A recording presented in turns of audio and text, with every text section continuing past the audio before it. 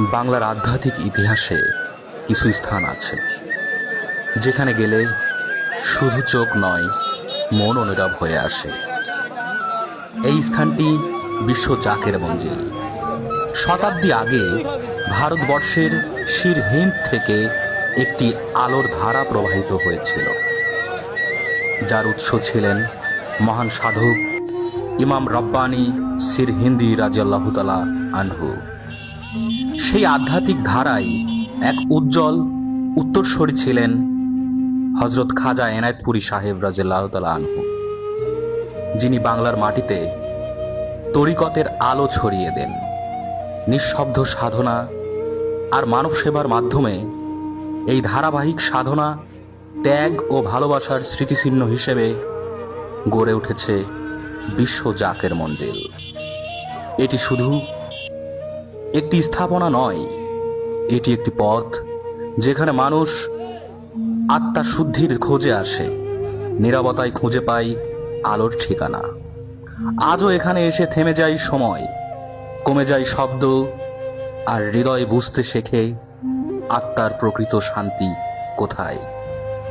বিশ্ব জাকের মঞ্জিল একটি ইতিহাস, একটি সাধনা এবং আত্মার সঙ্গে নিজের পরিচয়ের এক নিঃশব্দ যাত্রা। বাংলাদেশের আধ্যাত্মিক ইতিহাসে বিশ্ব জাকের মঞ্জিল এক অনন্য নাম।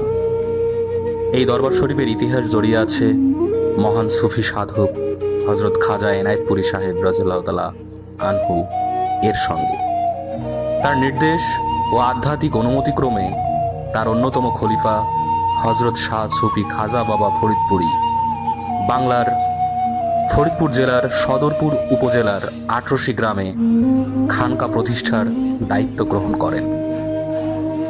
বাংলা ১৩৫৪ সনে অর্থাৎ ইংরেজি প্রায় ১৯৪৭ থেকে ১৯৪৮ খ্রিস্টাব্দে এই পবিত্র ভূমিতে শুরু হয় আধ্যাত্মিক সাধনা, জিকির ও তরিকতের কার্যক্রম। এই খানকায় পরবর্তীতে পরিচিতি লাভ করে বিশ্ব জাকের মঞ্জিল নামে, যা আজ একটি দরবার নয়, বরং আত্মশুদ্ধির এক বিস্তৃত কেন্দ্র।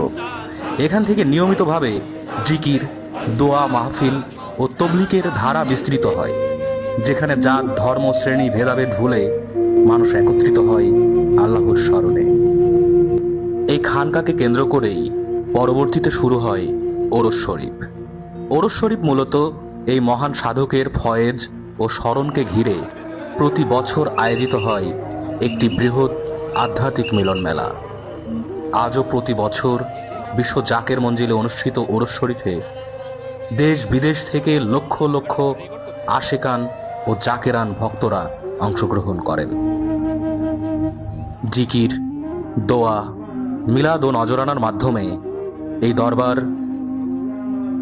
আজও বহন করে চলছে খাজা এনায়েতপুরী সাহেব রাদিয়াল্লাহু তাআলা আনহুর আধ্যাত্মিক পবিত্র ধারার পবিত্র উত্তরাধিকার বিশ্ব জাকের মঞ্জিল। একটি ইতিহাস, একটি তরিকত এবং আল্লাহর দিকে ফিরে যাওয়ার এক নিরবিচ্ছিন্ন যাত্রা।